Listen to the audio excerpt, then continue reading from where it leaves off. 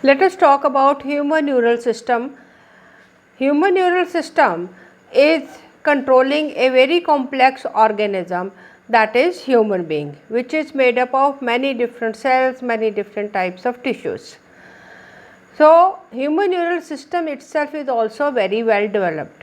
It can be further divided into two parts, that is central neural system and peripheral neural system.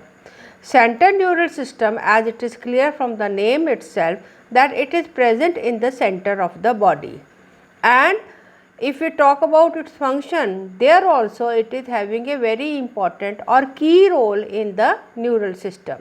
So, central word, it can be indicating two types of information, that is it is present in the central part of the body and it is having a very important or key role in the coordination system. And second part of the neural system is peripheral neural system. It is also called as PNS, this is called as CNS. Peripheral neural system, it consists of different nerves, whereas central nervous system, it consists of brain and spinal cord. Another difference between central nervous system and peripheral nervous system is that central nervous system is the site of information processing. So, it is that part where whatever information is gained regarding all parts of the body, that information is processed or understood, and it is the master control unit. Master control unit means that it is that part of the nervous system which is controlling all other body systems and organs, whereas peripheral nervous system, it consists of nerves. Its main function will be that it is connecting different parts of the body to central nervous system. So, it is forming a connection between the outside world and the central nervous system. Why we say that it is linked to outside world? Because all the sensory organs, they are present in the periphery, because they help us to interact with the environment, and whatever information we gain about the outside world, that is taken to the central nervous system where this information is understood. So, that is why we say that peripheral nervous system, it links the outside world to central nervous system, that is brain, where this information is interpreted. Brain further has different parts, because brain itself is a very complex organ. Now, as far as brain is concerned, it contains three parts, that is hindbrain, midbrain and forebrain. Most important function of spinal cord is that it helps in connecting the organs which are present towards the periphery to the brain and the spinal cord, and it also helps in forming the reflex action. Reflex action, they are those actions or those functions by which are very quick and very fast or instantaneous.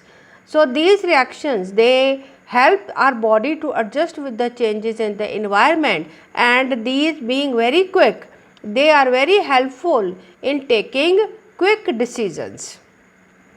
And because of reflex action, the other organs, that is brain, it is relieved from these functions, and brain can concentrate on other functions like memory, reasoning.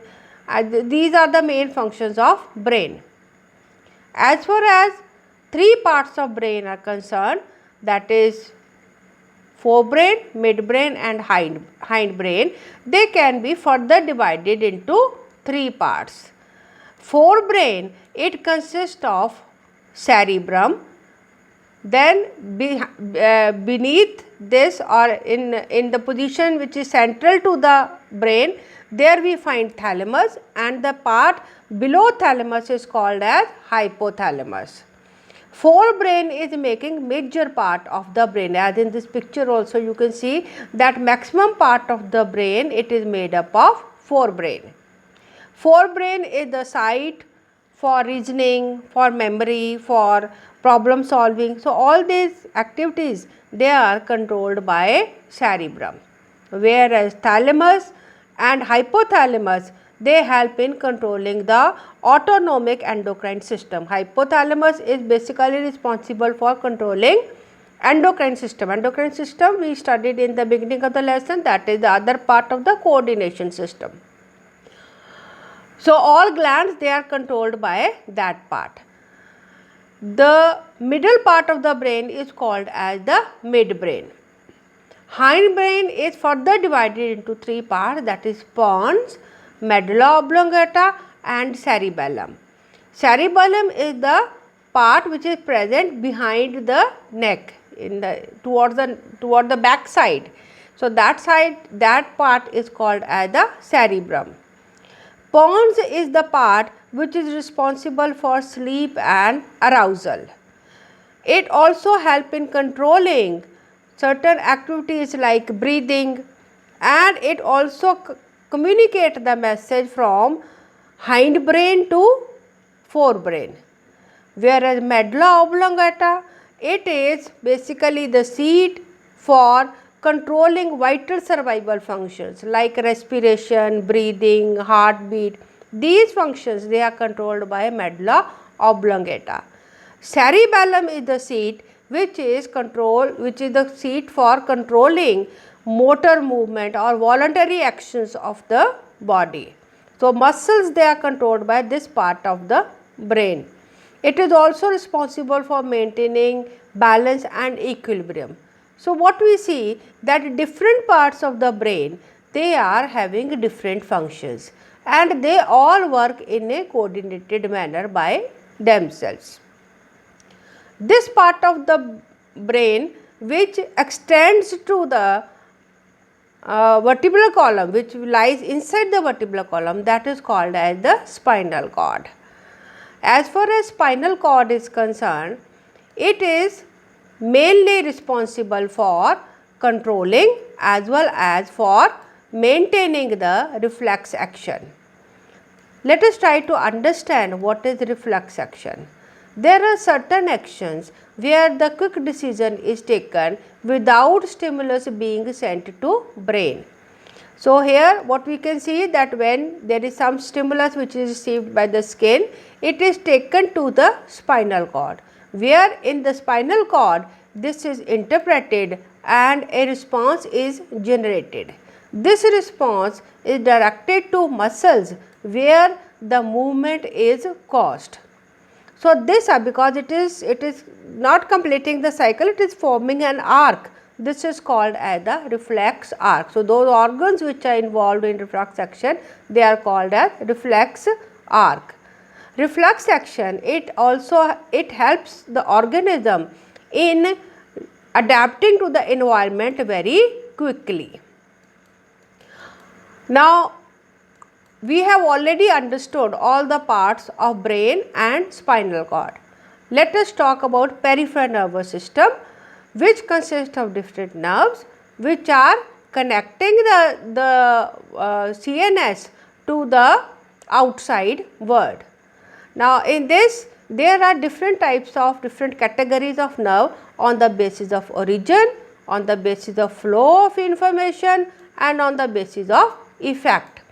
So, these nerves which are present all over the body, they can be categorized on the basis of these criteria. On the basis of origin means from where do they arise.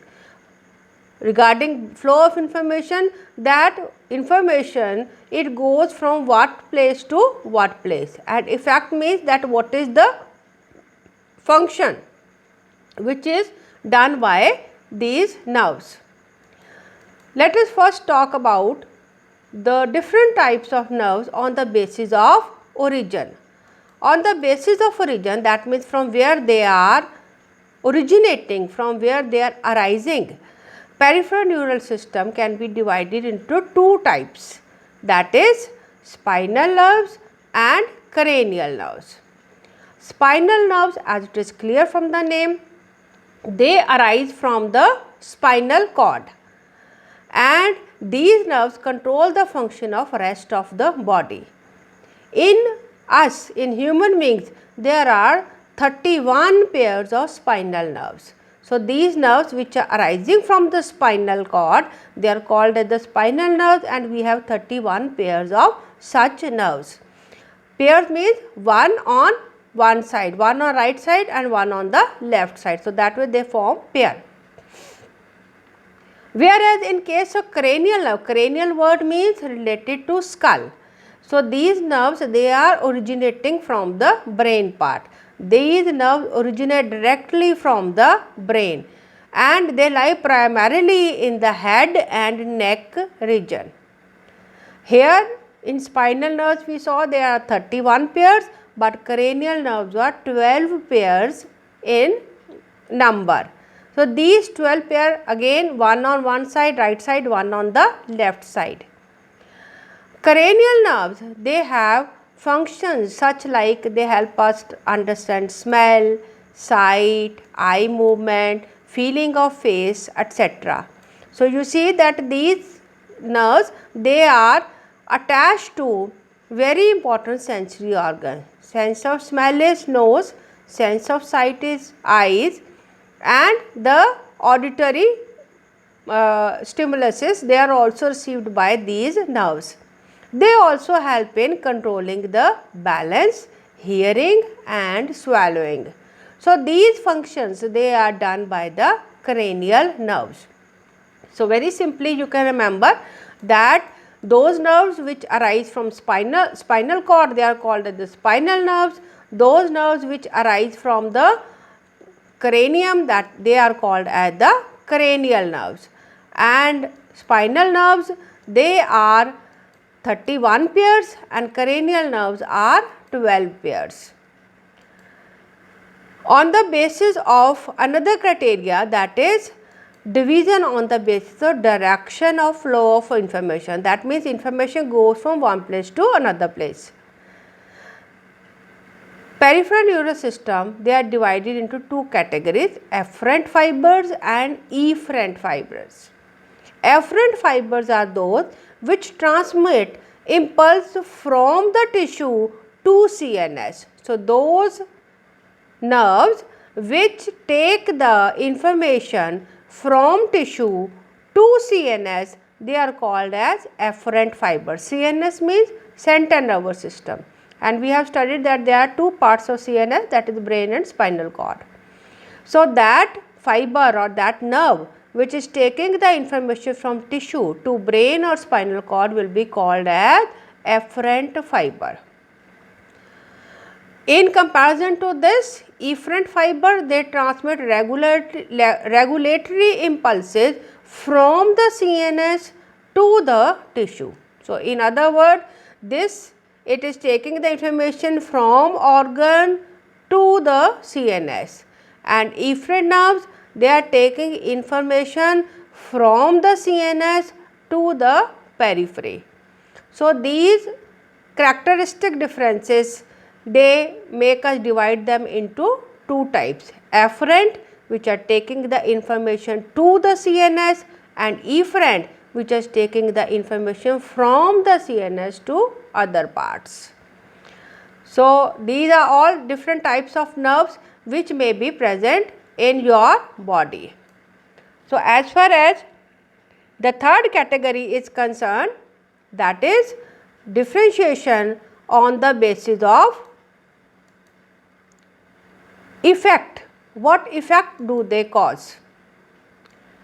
On the basis of effect, peripheral nervous system is divided into two categories. What are these categories? They are called as somatic neural system and autonomic neural system. Somatic neural system, it relays sensory impulse from sensory organ to CNS. So, those nerves which are taking the information from sensory organs to central nervous system, they are called as the somatic neural system, and they also carry motor impulses. So, they may be containing sensory impulses, they may be containing motor impulses, but when they are carrying motor impulses, they are carrying it to the skeletal muscles. Skeletal muscles, they are under the control of the organism. So, somatic neural system, they are regulating those actions which are under the control of the organism. So, here you can see in this picture that these neurons, they are attached to the muscles and they are helping in controlling the muscles. So, such nerves which are controlling the muscles which are under the control of the organism, they are somatic neural system. Whereas autonomic neural system, they transmit impulses from CNS to the involuntary organs or smooth muscles. Involuntary organs, they are not under the control of the organism. As you can see in this picture that these are attached to heart or other such internal organs. They are further of two types: sympathetic, which prepares the body for action, that means they increase the activity, whereas parasympathetic, which calms the body, for example feed and breathe, rest and digest. So, these two types of nerves, they are both controlling the action of the involuntary organ. These, they increase the activity, whereas these parasympathetic neurons, they lower the activity and calms the body.